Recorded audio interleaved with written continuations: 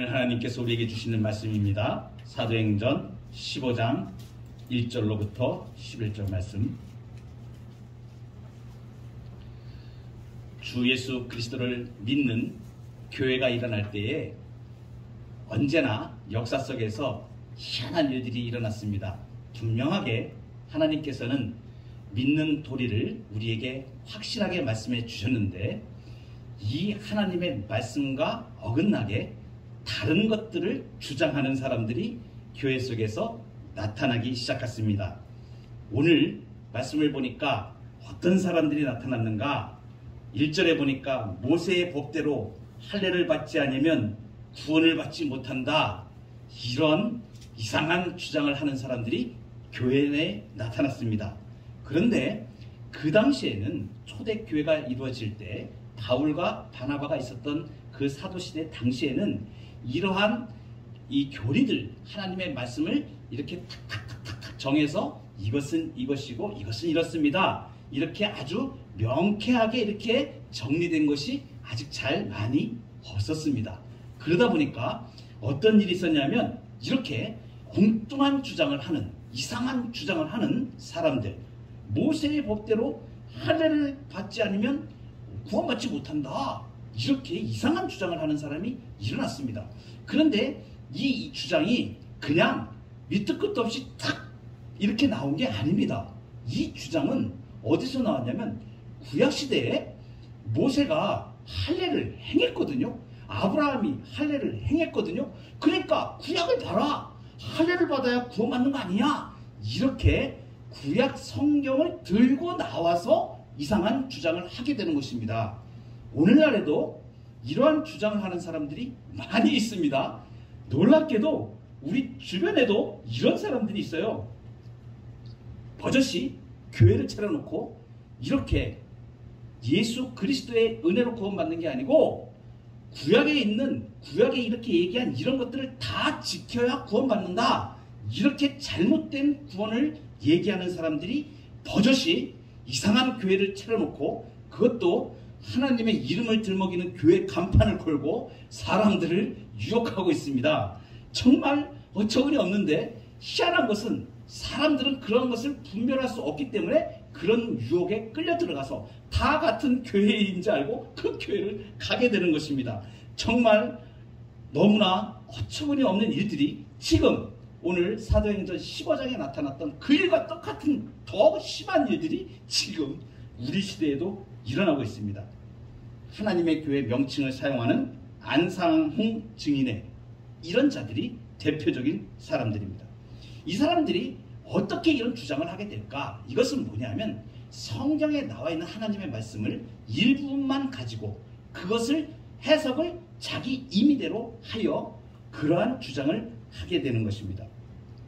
성경을 편식하는 이단들, 대표적으로 우리 사회에, 지금 한국 사회에 있는 신천지라든가 하나님의 교회라든가 이런 이단들은 대표적인 것이 뭐냐면, 하나님의 말씀을 요 부분만 딱 띄어가지고 그 부분만을 주장을 합니다. 그래서 성경을 오용하고 남용하고 성경을 왜곡하게 되는 결과를 가져오게 됩니다. 성경은 해석을 할 때는 오직 성경, 그리고 우리가 토탈 스크립처라고 하는 전체 성경의 빛에 비추어서 해석을 해야 됩니다.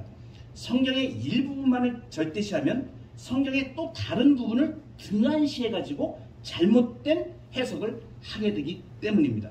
그래서 어떤 단어를 우리가 파악을 할 때 전후 문맥을 잘 살펴야 되고, 이것은 기초적인 책 읽기의 상식입니다. 그래서 성경을 읽을 때도 문맥을 살펴서 어떤 단어가 정확히 무엇을 의미하는지 파악하면 그 뜻을 명확히 알 수 있는 것입니다. 여러분, 오늘 우리가 이 부분을 명확히 알고 넘어가야 되는데, 여러분 보세요.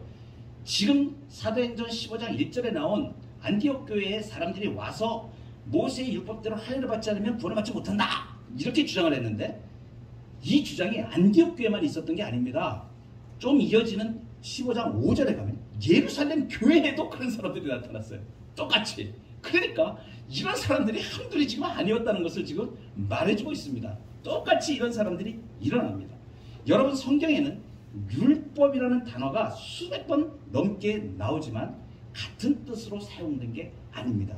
문제는 율법이라고 얘기하는 이것을 잘못 오해해서 이런 일들이 생겨난 것입니다. 분명하게 알아야 될 것은 율법이라는 것과 율법주의가 다른 것입니다. 율법은 무엇인가? 율법은 하나님의 속성에서 나온 것입니다. 그래서 우리 특별히 계시하여 주신, 하나님의 특별 계시로 주신 신구약 성경 66권에 하나님의 속성을 따라서 이것을 이렇게 하여야 된다라고 말씀하신 것은 전부 다 율법입니다. 그런데 여기 우리가 율법주의라는 것은 무엇을 말하면 율법을 행하여야 구원을 받는다, 이렇게 얘기하는 것이 잘못된 것입니다. 그래서 바울 서신이 바울이 말씀하신 갈라디아서에서나 은혜의 대척점, 소위 말해서 우리가 구원받는 것은 은혜로 구원받는 것입니다 라고 은혜를 얘기할 때 그 대척점에 있는 것은 율법이 대척점에 있는 게 아니고 율법주의가 대척점에 있는 것입니다. 율법은 하나님께서 하나님의 속성을 따라 이 땅에 주신 것입니다. 그런데 구원은 무엇으로 받는가? 구원은 예수 그리스도를 믿는 믿음, 이 믿음은 은혜로 주어지신 것입니다. 그러니까 어떤 사람의 노력으로 되어지는 것이 아니고 거저 주어지는 것이란 말씀입니다. 그래서 에베소서에서도 창세 전에 너희를 선택하셨다. 그러니까 예수 믿는 사람들이 선택되어진 것은 창세가 만들어지기 전이라는 얘기입니다. 세상이 지어지기 전에 하나님이 선택하셨습니다. 그러니까 사람이 중간에 자기의 노력으로 그 하나님의 선택에 영향을 미칠 수 있는 것이 아무것도 없었던 것을 말합니다. 사람이 아무런 공로가 없이 거저 하나님의 은혜로 구원받는 것을 말하는 것입니다. 그런데 율법주의는 뭐냐면 율법을 지켜야 구원을 받는다, 이렇게 주장하는 것이 율법주의입니다. 그래서 율법과 대척점에 있는 은혜가 아니고 율법주의가 아닌 은혜로 구원을 받는 것. 그래서 갈라디아서에 있는 율법의 행위가 아니라 은혜로 구원을 받는다. 이것이 명확하게 우리가 알아야 될 부분입니다. 분명히 신약 성경은 율법의 모든 조항을 다 지킴으로써 이루어질 수 있다는 이 율법주의를 배격합니다. 여러분, 그리고 유월절에 있는 그러한 유월절이라든가 각종 제사라든가 이런 의식을 지켜야 구원을 받는다는 이 율법주의를 배격하는 것입니다. 율법의 행위와 율법 자체를 구분하지 못하면 어떤 얘기가 되냐면, 그러면 율법이 다 필요 없는 거 아니냐, 이렇게 해서 율법 폐기론을 주장하는 사람들이 있는데 그렇지 않습니다.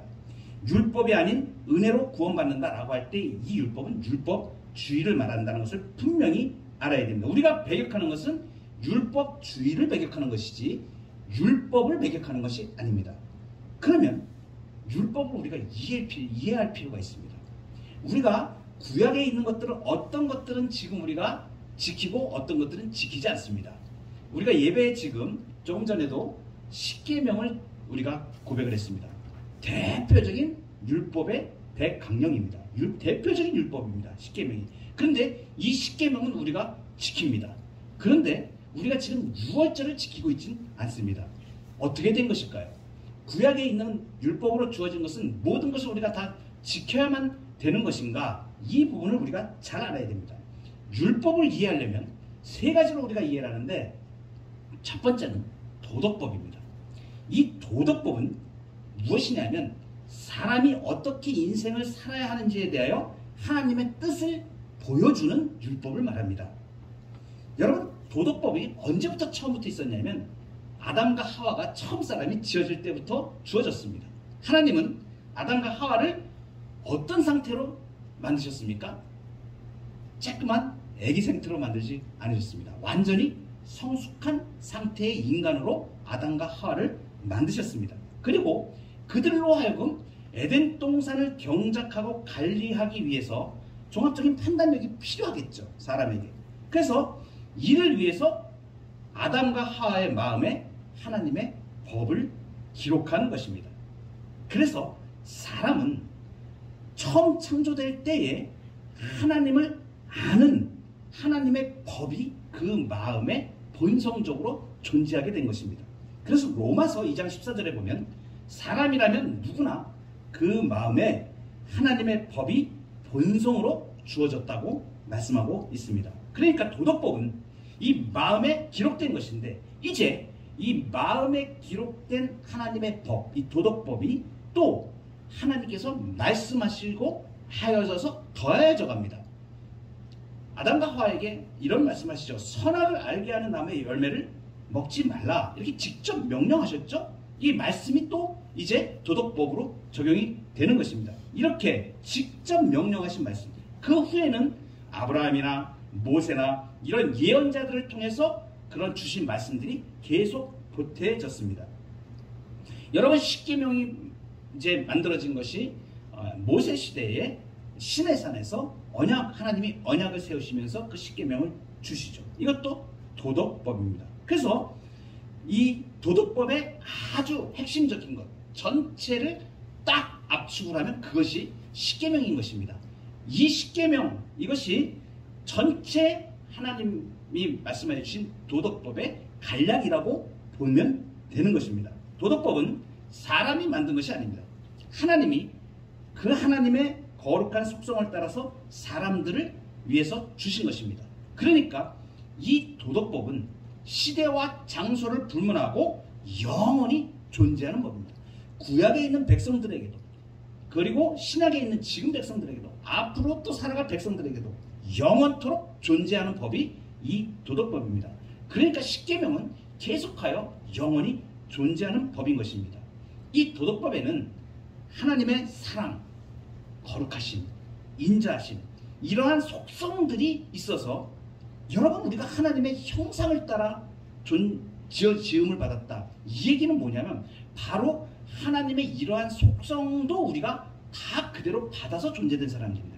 그러니까 하나님의 속성에 있는 이러한 도덕법의 말씀을 따라서 이 진리 가운데 우리가 거하여 갈 수 있는 것입니다. 신자들은 하나님이 주신 이 도덕법을 따라서 삶의 다양한 상황들을 판단하고 결정을 내리면서 이 삶의 기준으로 삼게 되는 것입니다. 그런데 주신 율법 중에 의식법이 있습니다. 이 의식법은 무엇인가? 이것은 할례, 그리고 정결례, 그 다음에 각종 절기들, 이렇게 구약에 많은 것들, 특히 레위기에 보면 제사 제도가 나오고 절기들이 나오고 정결 예법들이 쫙 나옵니다. 그 구약에 주신 그 율법입니다. 그러면 이것은 뭐냐? 이러한 것들을 어떻게 할지를 정해놓은 율법인데, 여기 중요한 점이 있습니다. 그러면 구약의 백성들이 이 제사를 드리고 절기를 지켜서 구원을 받았습니까? 그렇지 않습니다. 역시 구약에 있는 하나님의 백성들도 이 제사를 지내고 절기를 지킴으로 구원받은 것이 아니고 하나님의 선택에 의해서 구원받은 것입니다. 그러면 이 절기는 무엇입니까? 이것은 그 당시에 그 백성들에게 주신 은혜의 방편들일 것입니다. 하나님의 선택과 구원은 이런 할례라든가 제사라든가 절기에 이런 관련 법이 정해지기 전에 이미 하나님의 선택으로 받은 것입니다. 그래서 이 사실을 아는 하나님의 백성은 자신들이 할례나 유월절을 지키기 때문에 구원받는다고 생각하지 않았습니다. 짐승을 잡아 죽이는 제사 의례를 통해 구원을 받는다고 생각한 사람이 있다면 그 또한 하나님을 잘 모르는 사람일 뿐입니다. 그러면 이 의식법으로 주어진 것은 이것은 무엇인가? 이것은 모두 앞으로 오실 메시아, 즉 예수 그리스도를 상징하고 예표하는 것들입니다. 그러면 구약의 백성들이 지켰던 그 할례나 유월절이나 제사, 이런 관련 율법은 우리 오늘 신약시대에는 어떻게 되는 것일까요? 신약시대에는 이 의식법이 모두 폐기됩니다. 예수님이 예표의 실체로 오셨기 때문에 이 예표들은 이제 아무런 의미가 없는 것이죠. 실제적인 의미를 다 잃어버리게 된 것입니다. 그래서 예수님이 십자가에 못 박혀 죽으실 때 성전에 있는 휘장이 위에서부터 아래로 찢어졌습니다. 이제 대제사장이 1년에 한 번 들어가 제사를 드리는 이 지성소 휘장이 찢어졌다는 것은 이제 이 성전이 용도 폐기되었다는 것을 말해줍니다. 더 이상 제사를 드릴 필요가 없어졌다는 사실을 말해주는 것입니다. 그래서 히브리서에 보면 그 유명한 말씀이 나오죠. 예수 그리스도가 친히 대제사장이 되어서 그리고 친히 제물이 되어서 단번에 그리고 영원한 속죄의 제사를 지내셨다. 영원한 대제사장이 되심을 말씀해 주시는 것입니다. 그러니까 이제 성도들이 분명히 알아야 될 것은 율법을 폐기하는 것이 아니고 우리가 지금 이제 완전해진 것은 예수 그리스도로 인하여 완전해진 것은 의식법이 다 폐기되어진 것입니다. 도덕법은 폐기된 것이 아닙니다. 도덕법은 영원한 것입니다. 그래서 이제 하나님의 영원한 이 도덕법은 구약과 신약에서 똑같이 사람이 어떻게 바르게 살아야 하는지 말해주는 것입니다. 의식법은 폐기되었지만 도덕법은 영원히 유효한 것입니다. 여러분, 안상홍 증인회에서 주장하는 게 어떤 말씀을 들어서 주장하냐면 마태복음 5장 17절에 보면 이런 말씀이 있습니다. 예수님이 하신 말씀이거든요. 내가 율법이나 선지자를 폐하러 온 줄로 생각하지 말라. 폐하러 온 것이 아니요 완전하게 하려 함이라. 봐라. 그러니까 예수님도 이렇게 말씀하셨는데 구약의 의식법을 다 지켜야 되지 않느냐 이렇게 얘기합니다. 그런데 이제 우리가 이 도덕법과 의식법과 이러한 부분을 자세히 알고 나서 이 말씀을 다시 보면 이 말씀이 다시 보입니다. 잘 보십시오. 마태복음 5장 17절 예수님께서 내가 율법이나 선지자를 폐하러 온 줄로 생각하지 말라. 폐하러 온 것이 아니요 완전하게 하려 함이라. 그리고선 이어서 하시는 문맥에서 이어서 하시는 말씀이 무슨 말씀이냐? 살인하지 말라, 간음하지 말라, 십계명을 예로 들었습니다. 무슨 말씀하시는 거예요 지금? 도덕법을 지금 말씀하고 계시는 거예요. 이미 예수님은 의식법을 다 당신의 피로 다 이제 폐한 것을 이미 알고 계십니다. 그런데 도덕법은 영원하다는 것을 지금 말씀하는 것입니다. 그러니까 예수님은 이 살인, 간음 이런 실제 행위로 드러나는 수준뿐만이 아니라 마음에 스치는 수준에서도 걸러져야 함을 말씀하시면서 도덕법의 깊은 차원을 가르쳐 주신 것입니다. 의식법은 신약시대가 도래하면서 폐지되었습니다. 할례가 상징하고 예표하는 바를 예수님이 이루셨기 때문입니다. 그래서 여전히 할례에 연연하는 것은 그리스도가 주시는 유익을 거부하는 것입니다. 이것뿐만이 아닙니다. 할례뿐만이 아니라 안식일을 지키는 문제 이런 부분들도 전부 다 구약에 있는 절기를 지키는 문제 모든 절기가 전부 예수 그리스도의 부활로 통일되었습니다. 그래서 예수님이 부활하신 그 주일 아침 그 주일을 우리는 하나님이 주신 안식일로 지키는 것입니다. 예수 그리스도 안에 절기가 폐지되었습니다. 의식법은 폐지가 된 것입니다. 그리스도를 예표하였던 그 모든 것들은 폐지되고 이제 실체가 오신 예수 그리스도를 중심으로 예수 그리스도의 시간 안에 우리가 사는 것입니다. 그래서 우리가 주일을 지키는 것이 맞는 것입니다. 이것을 안식일을 지키지 않으면 안 된다고 해서 토요일을 지키는 제7일 안식일 교회도 있고 이단들이 많이 있습니다. 그것은 잘못된 것입니다. 이것은 아주 기본적인 예수 그리스도께서 완전하게 이루신 이것을 거부하는 것입니다. 예수 그리스도를 거부하는 것과 마찬가지인 것입니다. 여러분, 우리에게 주신 율법의 또 한 가지 특성은 시민법이라는 것이 있습니다. 그래서 율법은 도덕법, 의식법, 시민법으로 구성되어 있다고 보시면 됩니다. 구약시대에 이스라엘 백성들은 한 국가를 이루었죠. 그런데 이스라엘 백성들은 전체 국민이 다 하나님을 믿는 사람들입니다. 하나님을 아는 사람들입니다. 그래서 그 국가적인 측면에서 하나님이 국가 단위에 맞는 법을 주셨습니다. 그것이 시민법입니다. 그것이 국가법이라고도 우리 얘기한다. 우리나라에 법이 있죠. 민법, 형법, 형사소송법 뭐 많은 법들이 있습니다. 나라가 지탱하기 위해서 법들을 말합니다. 모든 나라들이 법을 만듭니다. 당시에 이스라엘 백성들에게도 하나님께서 그 국가의 이스라엘 공동체에 맞는 시민법, 국가법을 주셨다는 것입니다. 예를 들면 이러한 법들이 있습니다. 우리가 레위기를 보다 보면 지난번에 새벽기도 때 레위기를 우리가 쭉 해왔습니다. 종을 사면 7년째에는 값없이 4번의 자유를 줘야 됩니다.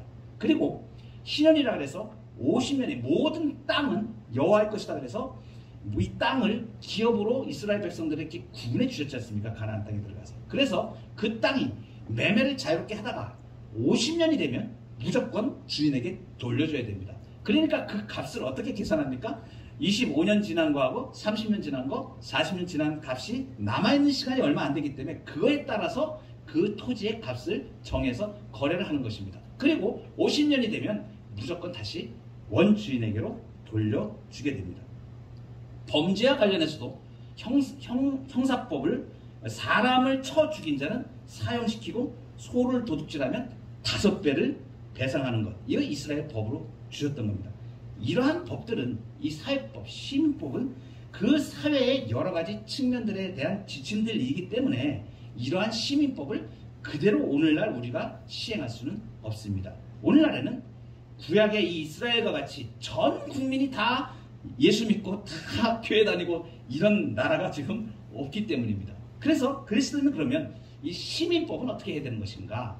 이 시민법은 하나님께서 그 사회에 주신 그때의 정황을 생각을 해서 그 정신, 그 율법의 정신을 우리가 오늘날에도 유지하기 위해서 노력해야 됩니다. 예를 들자면 구약의 시민법에서는 동족에게 이자를 받는 것이 금지되었습니다. 그래서 이웃의 경제적인 어려움을 통해서 부를 축적하지 말고 약한 자를 위해서 재기할 기회를 노력해 줘야 됩니다. 관수법도 있습니다. 이스라엘에는. 그래서 추수할 때 밭 모퉁이까지 다 싹싹싹싹싹 해가지고 그 곡식 다 거두지 말고 좀 남겨놓으라. 모퉁이 것은 남겨놔라. 왜? 가난한 자와 고아와 가부들이 먹을 수 있게. 이게 뭘 말하는 거예요? 더불어 살라는 얘기입니다. 베풀며 살라는 얘기입니다. 같이 살아야 된다는 이 말씀을 지금 하나님이 하시는 거거든요. 이러한 정신을 이제 우리가 물질을 우리가 운영함에 있어서도 국가나 사회에서 법을 정할 때도 이러한 원리로 정해야 됩니다. 요즘 현대사회가 복잡해졌습니다. 별의별 일들이 다 일어나고 국회에서 입법을 하고 법을 정하는데 이 사람들이 하나님의 이 뜻을 알지 못하고 정하니까 자꾸 악한 법들이 자꾸 생겨나게 됩니다.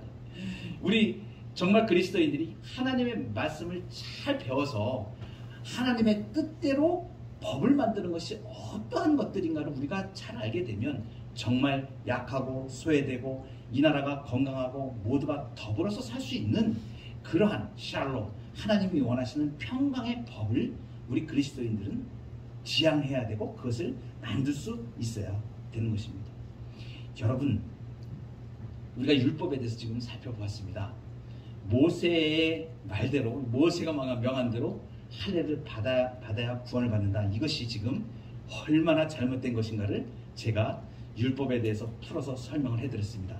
오늘날에도 지금 우리 주변에서 이러한 사람들이 많이 일어나고 있고 잘못된 율법과 율법주의를 구분도 못하고, 그 다음에 도덕법은 영원한 것이고 의식법은 예수 그리스도로 완전히 완성이 되어서 우리가 더 이상 지키면 안 되는 것을, 이러한 기본적인 것들을 모르고 성경의 뜻을 몰라서 착각하고 혼동하는 사람들이 너무나 많이 있기에 오늘 설교를 통해서 분명하게 율법의 행위로 구원받는 것이 아닙니다 라는 사실을 분명하게 지금 말씀해 주고 있는데, 제가 지금 이렇게 선포하는 이 말씀은 베드로가 똑같이 지금 선포하였던 것입니다. 오늘 본문에 보시면 여러분 보세요. 9절 7절부터 많은 변론이 있은 후에 베드로가 일어나 말하되 형제들아 너희도 알거니와 하나님이 이방인들로 내 입에서 복음의 말씀을 들어 믿게 하시려고 오래전부터 너희 가운데서 나를 택하시고 있습니다. 여러분, 구원이 어떻게 일어나겠습니까? 구원은 예수 그리스도를 믿음으로만, 그리고 은혜로만 주어지는 것입니다. 아멘. 사람의 어떤 행위나 일절의 조건이 필요하지 않습니다. 아멘. 하나님의 일방적인 선택, 그리고 예수 그리스도를 믿는 믿음 가운데서 받는 것인데, 특별히 본문은 의도적으로 이방인들이 죽게 돌아온 일들을 많이 말해주고 있습니다. 3절에 보면 교회 전송을 받고 베니게와 사마리아로 다니며 이방인들이 죽게 돌아온 일, 이것을 말해요. 4절에도 보면 하나님이 자기들과 함께 계셔 행하신 모든 일을 말했다. 그 다음에 7절에도 보면 많은 변론이 있으니 베드로가 일어나서 이방인들로 내 입에서 복음의 말씀을 들어 믿게 하시려고. 12절, 우리가 본문 오늘 밖에 있는 말씀인데 거기에서도 이방인 중에서 행하신 표적과 기사. 14절에도 이방인 중에서 자기 이름을 위하여 취할 백성을 취하시려고. 17절에도 모든 이방인들로 주를 찾게 하려고. 의도적으로 이 사도행전 15장에서는 이방인들이 주께로 돌아온 일을 의도적으로 지금 계속 강조하고 있습니다. 이것이 무엇입니까? 이스라엘 사람들이 얘기한 대로, 자기들이 얘기한 대로 법을 지켜서, 율법을 지켜서 구원받는 게 아닌 것을 명확하게 지금 말씀해 주고 있는 것입니다. 그리고 이스라엘 백성들이 선택받았다고 너희들만 선택받은 것이 아니고, 이제 다윗을 통하여서 얘기하셨던 그 말씀, 이방인들에게 복음이 증거되게 하시려고 하는 구약의 말씀들을 들어서 하나님이 택한 이방인 중에서도 하나님이 택한 택자들 다 구원을 받는다라는 놀라운 진리를 지금 말씀해 주고 있습니다. 이 과정에 구원이 어떻게 일어나는가를 말씀해 주고 있는데, 첫 번째는 구원을 우리가 받는 일반적인 순서에 대해서 말씀해 주고 있습니다. 첫 번째, 믿음은 복음을 들음에서 난다는 것입니다. 복음을 들을 때 믿음이 생깁니다. 이방인들로 내 입에서 복음의 말씀을 들어 믿게 하시려고. 그러니까 로마서에도 보면 믿음은 들음에서 나며 들음은 그리스도의 말씀으로 말미암느니라. 여러분, 복음이 들려져야 됩니다. 예수 그리스도가 당신을 위해서 죽으셨습니다. 그 예수 그리스도를 믿으면 구원을 받습니다. 그 예수 그리스도를 마음에 영접하면 구원을 받습니다. 복음이 들려져야 됩니다. 이 복음이 들려질 때 어린아이도 들려집니다. 그래서 영화부에 우리 할 때 이 아이들이 모를 거라고 생각하고 얘기 안 하면 안 됩니다. 특히 유아교육은 어린아이들 교육하는 예수 그리스도의 보혈의 능력을 설명하고, 예수 그리스도를 믿어 구원받는 것을 설명을 하고, 예수 그리스도를 마음에 영접하도록 그 아이들에게 설명을 하면 이 아이들이 아멘하고 받습니다. 놀라운 일이에요. 모를 것 같은데 이 아이들이 예수 그리스도를 믿습니다. 그런 놀라운 일들이 일어나게 되는데, 이러한 일들이 왜 일어나고 어떻게 일어나는 것일까요? 그것은 성령께서 중생케 하시는 것입니다. 복음이 들려질 때 성령께서 그 마음에 믿음을 주시는 것입니다. 중생케 하시는 역사가 일어나는 것입니다. 그리고 그 마음을 아시는 하나님이 우리에게와 같이 그들에게도 성령을 주어 증언하시고, 성령께서 그 마음에 증언하신다는 것을 말합니다. 여러분, 예수 믿은 사람들은 성령의 세례를 받은 사람입니다. 이걸 믿으시기 바랍니다. 어떤 사람들은 성령의 세례를 다른 어떤 것으로 얘기하는 사람들이 있습니다. 어떤 신비한 능력을 받거나 어떤 무엇을 체험해야만 되는 것으로 생각하는 사람이 있는데, 그것은 잘못된 것입니다. 예수 그리스도를 믿지 않아요. 예수 그리스도를 믿음으로 주라고 고백할 수 있는 것은 성령을 받아서 성령께서 중생케 하지 아니하시면 누구도 예수 그리스도를 주라고 신할 수 없습니다. 그래서 참으로 예수 그리스도를 나의 구주로 고백하는 사람은 성령을 받은 것입니다. 성령 세례를 받은 것입니다. 이것을 분명히 알고 계셔야 됩니다. 성령 세례는 다른 어떤 능력을 받거나 무슨 일을 하거나 이런 것이 아닙니다. 내가 예수 그리스도를 진정으로 마음속에 내 구주로 고백하는 것은 성령이 아니시면 할 수 없기 때문에 성령의 세례를 받은 것입니다. 그래서 우리가 예수 그리스도를 믿어 중생케 되는 것, 이 일이 성령 세례를 받는 것입니다. 그리고 의롭다고 우리가 칭해지는 이것은 오직 믿음으로 의롭다함을 받는 것입니다. 이렇게 성령의 중생케 하심으로 예수 그리스도를 주라고 고백하고 마음에 영접하는 이 반응으로 나아가면 믿음으로 그들의 마음을 깨끗이 하신다고 오늘 15장 9절에 말씀하시고 계십니다. 마음이 깨끗하여지는 이 의로움은 무엇으로 되는 것인가? 믿음으로 되는 것입니다. 그리고 이제 사도 바울이 마지막 선언을 합니다. 오늘 11절에 그러나 우리는 그들이 우리와 동일하게 주 예수의 은혜로 구원받는 줄을 믿노라. 할렐루야. 주 예수의 은혜로 구원받습니다. 일방적인 은혜입니다. 내 공로나 내 자격이나 내 지식이나 다른 어떤 것도 없이 일방적으로 하나님 편에서 예수 그리스도의 은혜로 우리가 구원을 받게 되는 것입니다. 그래서 에베소서 2장 8절에 너희는 그 은혜에 의하여 믿음으로 말미암아 구원을 받았나니 이것이 너희에게서 난 것이 아니요 하나님의 선물이라. 하나님의 선물이라. 선물은 거저 주는 것입니다. 행위에서 난 것이 아니니 이는 누구든지 자랑치 못하게. 여러분, 이 구원의 은혜를 간직하고 아멘. 우리가 살아야 됩니다. 아멘.